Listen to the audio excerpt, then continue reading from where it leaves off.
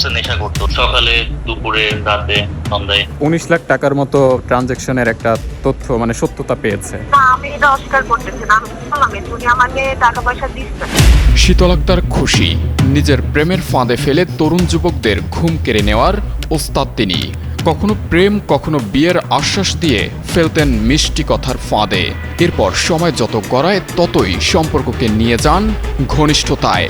রূপকে টোপ বানিয়ে বড়শিতে মাছ ধরার মতোই পুরুষদের জালে আটকে ফেলতেন তিনি।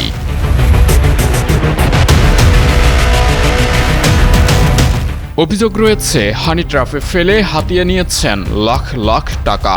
টার্গেটের তালিকায় ছিল অভিজাত বিশ্ববিদ্যালয়ের তরুণ শিক্ষার্থী, ব্যবসায়ী কিংবা বিদেশি যুবক। ক্যামেরার সামনে হাসি মাখা মুখ, তবে আড়ালে লুকিয়ে রেখেছেন এক প্রতারণার জাল। যুগান্তরের হাতে আসা তথ্য বলছে, ইমো, বিগো লাইভ, ফেসবুক ও ইনস্টাগ্রামের মাধ্যমে তৈরি করতেন ঘনিষ্ঠতা। এরপরই শুরু হতো তার অর্থ হাতিয়ে নেওয়ার নীল নকশা। বেশ কয়েকজন ভুক্তভোগীর তথ্য প্রমাণ হাতে এসেছে যুগান্তরের। তার টোপ থেকে বাদ যায়নি পাকিস্তানি যুবক সালমান আজিজও। শীতল আক্তার খুশির সাথে বন্ধুত্বের শুরু হয় সোশ্যাল মিডিয়ায়। পরে সেই সম্পর্ক ধীরে ধীরে বন্ধুত্ব থেকে প্রেম পর্যন্ত গড়ায়।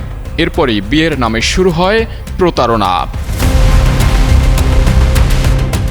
যুগান্তরের কাছে পাকিস্তানি ওই যুবক অভিযোগ করেন, বিয়ের আশ্বাসে দীর্ঘদিন ধরে তার কাছ থেকে নগদ অর্থ, স্বর্ণালংকার ও দামি ইলেকট্রনিক পণ্য নিয়েছেন খুশি। পরবর্তীতে বাংলাদেশে এসে বিয়ের প্রস্তাব দিলে নানা অজুহাতে তা প্রত্যাখ্যান করেন ওই নারী।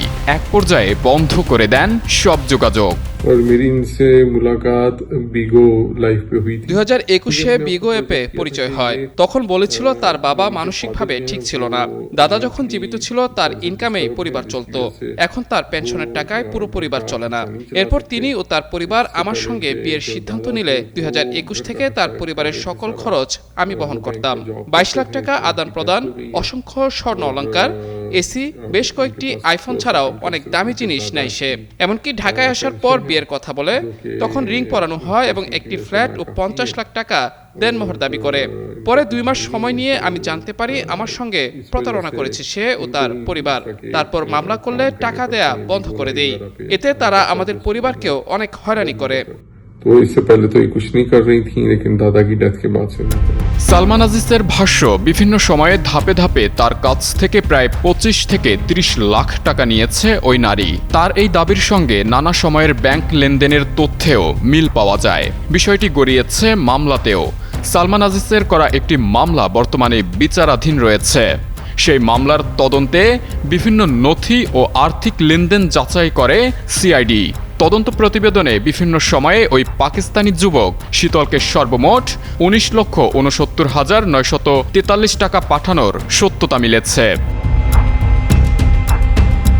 আসলে কি ওই তরুণী তার রূপের ফাঁদে ফেলে এভাবে অর্থ হাতিয়ে নেন, নাকি তার নাম, ছবি, আইডি ব্যবহার করে অন্য কেউ এই প্রতারণার জাল বিছিয়েছে? অভিযোগের সত্যতা নিয়ে শীতল আক্তার খুশির বক্তব্য জানতে চায় যুগান্তর। শুরুতে এড়িয়ে যাওয়ার চেষ্টা করলেও পরে স্বীকার করেন তিনিই করেছেন এমন কাণ্ড। ওনার সাথে আমার ছিল, অনলাইনে পরিচয় হয়েছিল। উনি আমাকে বিয়ে করতে চাইতো। উনি বলছিলেন যে আপনি তার কাছ থেকে নানা সময় বিভিন্ন কিছু নিয়েছেন, টাকা পয়সা, স্বর্ণালংকার, ফোন। আমি জীবনও সালমানের কাছে টাকা চাইনি। উনি নিজে থেকে আমাকে গিফট করছে। প্রায় 25 লাখ টাকার মতো যে আপনাকে দেয়া হয়েছে তার একটা ট্রানজ্যাকশন ডকুমেন্টস তার কাছে আছে। পাশাপাশি যে মামলাটা হয়েছে সেখানে সিআইডি তদন্ত করে 19 লাখ টাকার মতো ট্রানজ্যাকশনের একটা তথ্য মানে সত্যতা পেয়েছে। না, আমি এটা অস্বীকার করতেছি না। আমি বললাম উনি আমাকে টাকা পয়সা দিচ্ছে। শুধু বিদেশি নাগরিকই নন, একই ধরনের প্রতারণার শিকার বাংলাদেশের এক যুবকের সন্ধান পায় যুগান্তর।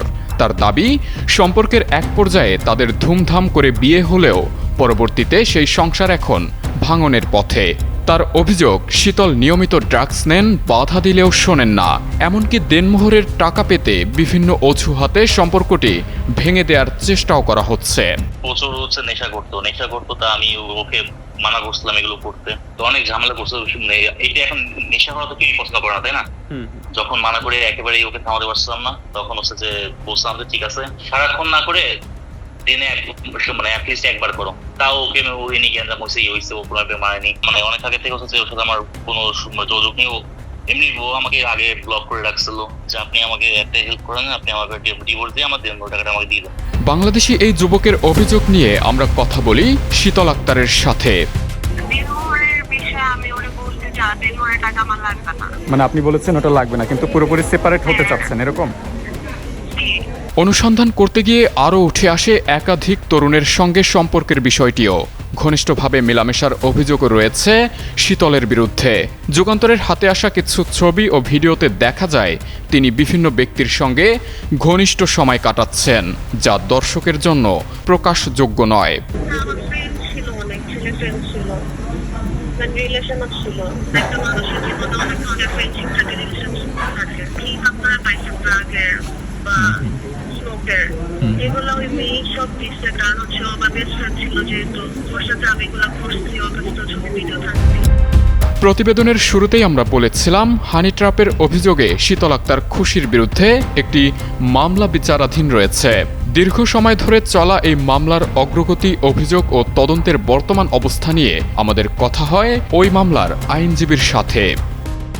তদন্ত শেষে মামলাটি বর্তমানে বিজ্ঞ আদালতে সাক্ষী স্টেজে চলমান আছে। বর্তমান আইন আংশিকভাবে কার্যকর হলেও সম্পূর্ণভাবে যথেষ্ট না। সালমান আজিজ খানের কাছে থেকে 2021 সাল থেকেই শীতল আক্তার খুশি, তার বাবা সজিবুর রহমান ও ফুপা ওয়াকিল আহমেদ পাপ্পু বিভিন্ন সময় সর্বমোট 19,69,943 টাকা আত্মসাৎ করার কারণে সংক্ষুব্ধ হয়ে সালমান আজিজ খান সিআর মামলা 358/25 মামলাটি মহামান্য মেট্রোপলিটন ম্যাজিস্ট্রেট আদালতে দায়ের করেন। অপরাধ বিশেষজ্ঞরা বলছেন সামাজিক যোগাযোগ মাধ্যমে এই ধরনের প্রলোভনের সংখ্যা দিন দিন বাড়ছে। ভুক্তভোগীরা শুরুতে হয়তো মনে করেন কেউ দেখছে না, জানছে না, আর সেই সুযোগটাই নেন এই ধরনের তরুণীরা। কিন্তু যখন ফাঁদে পা দেন তখনই সব হারিয়ে বসেন। আবু সালে মুসা, যুগান্তর নিউজ, ঢাকা।